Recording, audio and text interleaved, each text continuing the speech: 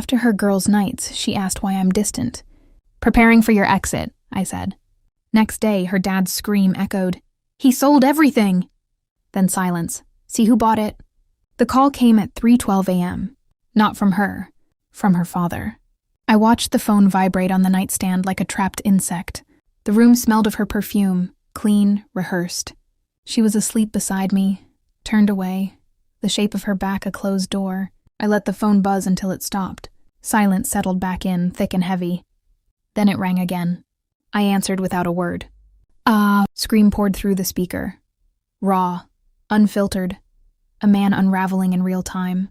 "He sold everything," he shouted. "Everything!" I sat up slowly. The sheets slid from my chest.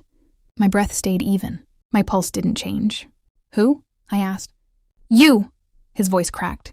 "Your name, your signature, every document. The land, the shops, the house, gone." I looked at her reflection in the dark glass of the window. Eyes closed, lips parted. Innocent if you believed in such things at night. There was a pause on the line, the kind that happens when someone realizes they're not being met with panic. Then a whisper replaced the scream. "See who bought it?" I didn't respond. I didn't need to. I ended the call and lay back down. The ceiling fan hummed like a distant engine. I stared at the spinning blades and counted rotations. Each one felt like a step farther away from the man I used to be. She stirred. A hand reached back, found my arm, squeezed. Habit. Muscle memory. "Why are you so distant lately?" She murmured, half asleep. "Is it something I did?" I turned my head toward her. Watched the way she pretended not to know. "Preparing for your exit," I said. She laughed softly. The laugh of someone who thinks they still control the room. The fan kept spinning. And somewhere, a foundation collapsed.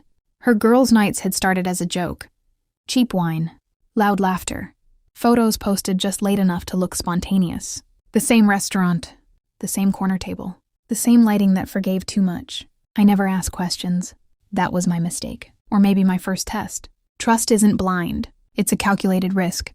And I had calculated wrong. The distance between us didn't arrive suddenly. It seeped in. A delayed reply. A phone turned face down. A smile that arrived a second too late. She started showering the moment she came home, as if washing off something that didn't belong to me.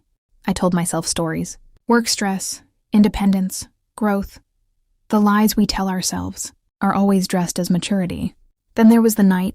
She came home with a bruise on her wrist, faint, yellowing, old enough to be explained away. "Crowded bar," she said. "Some drunk guy." She didn't look at me when she said it. I nodded, filed it away. Everything goes into a file, even betrayal. Her father called me more often during that time. He trusted me. He had reasons to. I handled the books for his properties. I streamlined his chaos. I protected his legacy while he played patriarch. He used to say I was the son he never had. That mattered to me once. The realization didn't come as a thunderclap. It came as a cold draft under a door I didn't remember opening. A message preview flashed on her screen one evening when she was in the shower. "Can't wait for Friday. Same place. Don't wear the ring. No name, just a number, unlisted." I didn't touch the phone. I didn't need to. I memorized the digits. Patterns stick when you train your mind to see them. That night, lying beside her, I counted her breaths. I matched them. Then I slowed mine just enough to feel the space widen between us. I wasn't angry. Anger is loud, messy. It makes mistakes. What I felt was clarity. Infidelity isn't just about bodies. It's about theft. Time stolen. Futures rerouted. Consent revoked retroactively. She had been living a second life. And she thought I was a background character. I began to see everything differently. The way she checked her reflection before leaving. The way she avoided my eyes during intimacy. The way she asked about the properties. Casually, as if curious. "Your dad's portfolio is impressive," she said once. "He must trust you a lot." I smiled. Trust is a door. Once open, it stays open. I didn't confront her. Confrontation is a gift to liars. It gives them rehearsal time. Instead, I listened. I moved quietly. Silence is the best camouflage. Phone records first. Not hers. Mine. Cross-referenced. Timestamps, locations, patterns. The number from the message appeared. Again and again. Always during her girls' nights. Always near the same coordinates. A hotel. Boutique. Discreet. I didn't go there. I didn't need visuals. I needed proof. Then finances. Small withdrawals from our joint account. Cash. Enough to avoid alerts. Enough to tell a story of preparation. Not escape, transition. I watched her routines. The way she packed a separate bag on Fridays. The way she kissed me goodbye like a habit she planned to break. At home, I was normal, attentive, predictable. I cooked. I listened. I asked about her friends by name. I even laughed at the right moments. Inside, I built a timeline. The number belonged to someone in her father's orbit. A junior partner, younger, hungry, a man who thought proximity equaled power.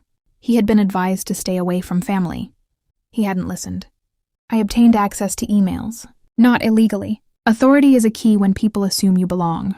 I read contracts drafted in haste. Side agreements. Plans to restructure assets for security. Security for whom? I realized then that the betrayal wasn't singular. It was layered. Romantic on the surface. Financial beneath. Strategic at the core. They weren't just sleeping together. They were planning to carve the future around me. Her father trusted me with everything. She trusted me with nothing. I ran scenarios. Outcomes. If I confronted her, she'd cry. Deny. Minimize. If I exposed them publicly, they'd scatter and regroup. If I walked away, they'd still win. So I waited. I prepared. I adjusted clauses. Triggered options. Executed contingencies that had been sitting dormant. Included years ago for emergencies. The kind no one reads until it's too late. I transferred ownership through clean channels. No alarms, no theatrics. Every move justified on paper. Every signature valid. I became the buyer. I didn't touch their affair. I let it bloom. Let them feel clever. Let them plan their Fridays. At night, she asked again why I was distant. I told her the truth. Just not the whole of it. Preparing, I said. She thought she understood. She didn't. The evidence arrived on a Tuesday. Not a photo, not a recording. A signed intent. Her lover, ambitious, careless, had emailed her a draft agreement by mistake. He used the wrong address. My address, the one linked to the family accounts. The one I monitored. The document laid it out plainly. Transfer timelines, asset consolidation, a shared future disguised as corporate efficiency. I printed it, one copy. That evening, I set it on the table between us while she poured wine. "What's this?" she asked, already defensive. I waited until she sat. "Read it," I said. She skimmed, then stopped. Her fingers tightened around the paper. The color drained from her face in stages. "You went through my things," she said weakly. "No," I replied.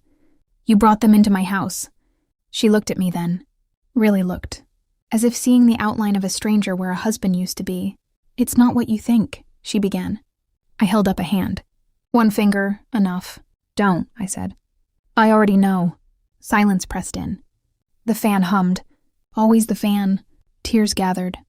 They didn't fall. She was calculating. "How long?" she asked. "Long enough." She reached for me. I leaned back. That was when her phone rang. Her father.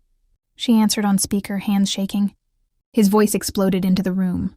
Rage, panic, betrayal multiplied. "He sold everything!" He screamed. "Your husband, he..." She looked at me, eyes wide. I said nothing. Then the whisper, the same one I'd heard hours earlier. "See who bought it!" She ended the call slowly. The truth settled, heavy, final. She didn't scream. She didn't beg.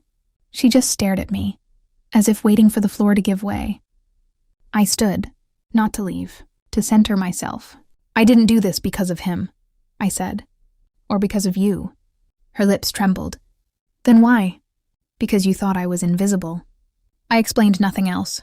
Explanation is mercy. They hadn't earned it. I showed her the deeds, the transfers, the signatures, all mine, all legal, all complete. "You used my father," she whispered. "No," I corrected. "I protected him." "From you." She sank into the chair. The woman who once controlled rooms now struggled to breathe. "What happens now?"